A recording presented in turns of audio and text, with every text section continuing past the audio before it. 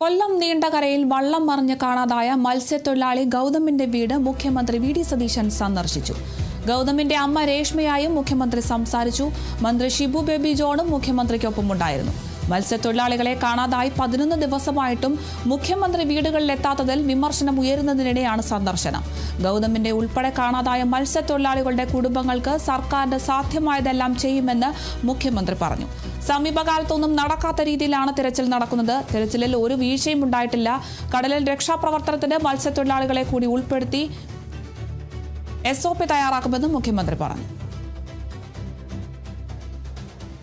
വളരെ ദൗർഭാഗ്യകരമായ കാര്യമാണ് ഈ കുടുംബത്തിനുണ്ടായ നഷ്ടം. അത് തീർച്ചയായും എല്ലാ രീതിയിലും ഒരു സർക്കാരിന് സാധ്യമായ തരത്തിലെല്ലാം ഈ കുടുംബങ്ങളെ സർക്കാർ സഹായിക്കും. അതിന് നിലവിലുള്ള പല നിയമങ്ങളും ഇൻഷുറൻസുമായി ബന്ധപ്പെട്ടൊക്കെയുള്ള തടസ്സങ്ങളെല്ലാം സർക്കാർ അത് നീക്കി അതിൻ്റെ ഒരു കുറവുണ്ടാകാത്ത രീതിയിൽ തീർച്ചയായിട്ടും പരിഹരിക്കും. ഇപ്പോൾ തന്നെ അടിയന്തരമായി ചെയ്യേണ്ട താൽക്കാലികമായ സംവിധാനം ഉണ്ടാക്കും, പെർമനൻ്റ് ആയിട്ടുള്ളൊരു സംവിധാനം ഉണ്ടാക്കും. അതിനൊരു സ്റ്റാൻഡേർഡ് ഓപ്പറേറ്റീവ് പ്രൊസീജിയർ ഉണ്ടാകുന്നതിന് വേണ്ടിയിട്ടുള്ള നിർദ്ദേശം കൊടുത്തിട്ടുണ്ട്.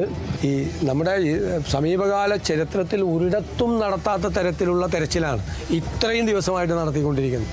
കോസ്റ്റ് ഗാർഡിനെ സംബന്ധിച്ച്, കോസ്റ്റൽ പോലീസിനെ സംബന്ധിച്ച് കുറേ കൂടി എക്യുപ്പ് ചെയ്യാൻ വേണ്ടിയിട്ടുള്ള, അതാണ് ഞാൻ പറഞ്ഞത്, പ്രാദേശികമായിട്ടുള്ള മത്സ്യത്തൊഴിലാളികളായിട്ടുള്ള ആളുകളെ, പരിചയസമ്പന്നരായ ആളുകളെ കൂടി ഉൾപ്പെടുത്തിക്കൊണ്ടുള്ളൊരു സംവിധാനത്തെക്കുറിച്ചാണ് ഗവൺമെൻറ് ഗൗരവതരമായിട്ട് ആലോചിക്കുന്നത്. അവർക്ക് വേണ്ട അടിയന്തരമായ മറ്റ് കാര്യങ്ങൾ കൂടി എത്രയും പെട്ടെന്ന് ഏർപ്പെടുത്തും.